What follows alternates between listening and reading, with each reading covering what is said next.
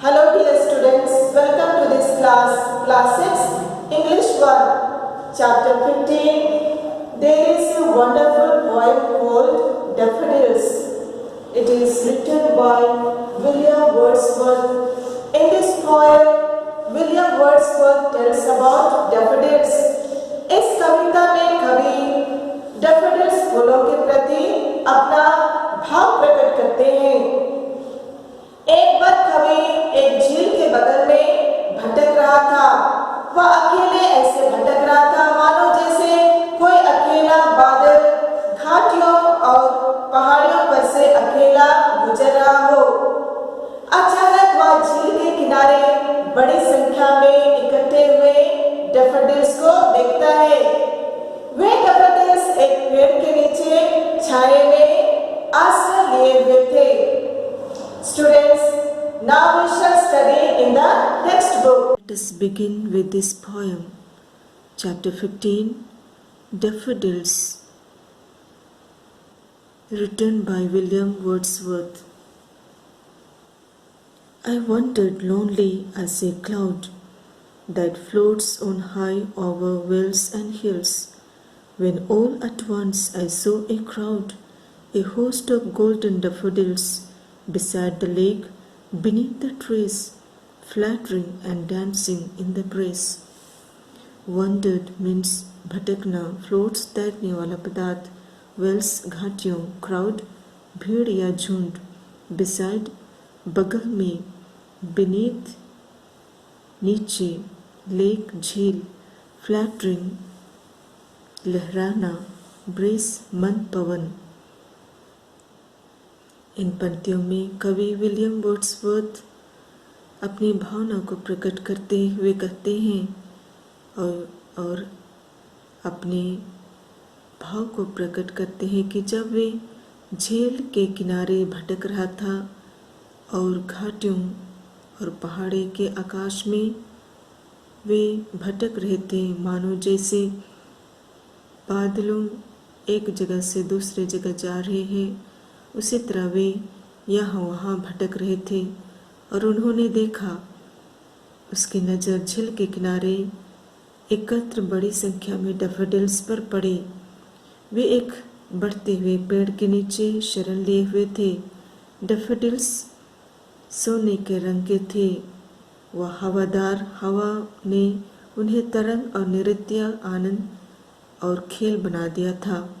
हालांकि कवि उनकी संख्या का अनुमान नहीं लगा सके क्योंकि वे झील के व्यापक किनारों पर फैल गए थे।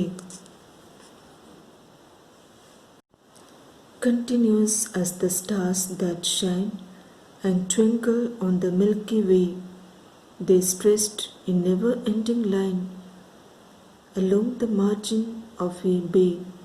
10,000 saw I at a glance, tossing their heads in sprightly dance. Continuous निरंतर, shine चमक, twinkle जगमगाहट, stretched बढ़ाया या ताना हुआ, margin सीमा, glance एक झलक, tossing पटकना या फेंकना, sprightly प्रमोदित। यहाँ कवि भी यही कहना चाहते हैं डैफोडिल्स के बारे में कि डैफोडिल्स आमतौर पर उगाया जाने वाला एक फूल होता है। वे असंख्य चमकते सितारों के सदृश हैं। वे डैफोडिल्स को चमकते हुए तारों से तुलना करते हैं। वे कहते हैं कि डैफोडिल्स एक सुंदर फूल है। वे असंख्य चमकते सितारों के सदृश हैं जो मिल्की के रूप में रात के आकाश में देख सकते थे। जैसे ही कवि ने तत्कालिक दृष्टि डाली, वे डैफोडिल्स को 10,000 डैफोडिल्स की असंख्या को अपने सिर को लहराते हुए देख सकते थे, जैसे कि वे आनंदित हो रहे थे और अलौकिकता से नृत्य कर रहे थे।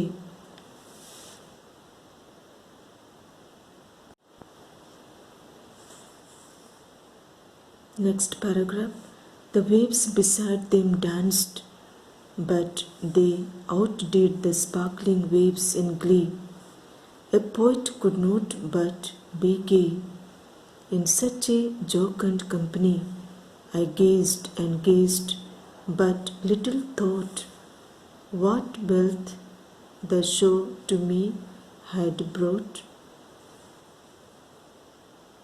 Waves, लहरें, sparkling, चमकदार, glee, उल्लास, gay,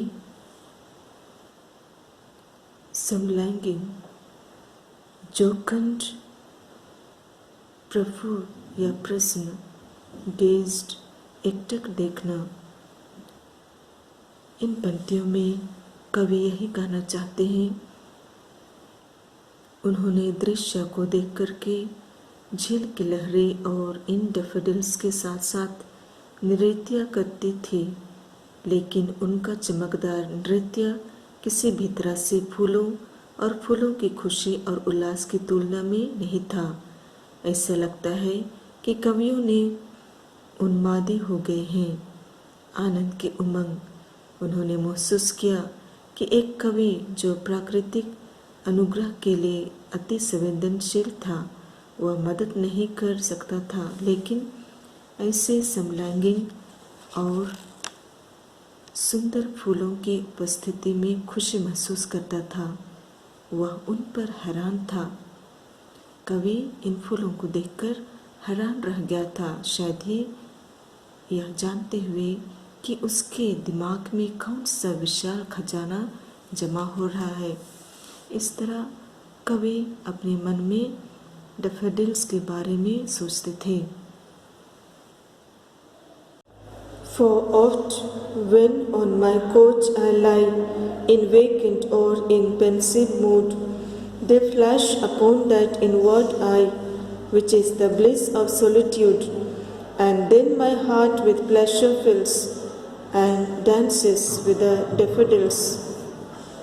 Couch, sofa, vacant रिक्त या शून्यचित, pensive mood चिंताग्रस्त, inward आंतरिक, solitude एकांत, प्लेजर आनंद।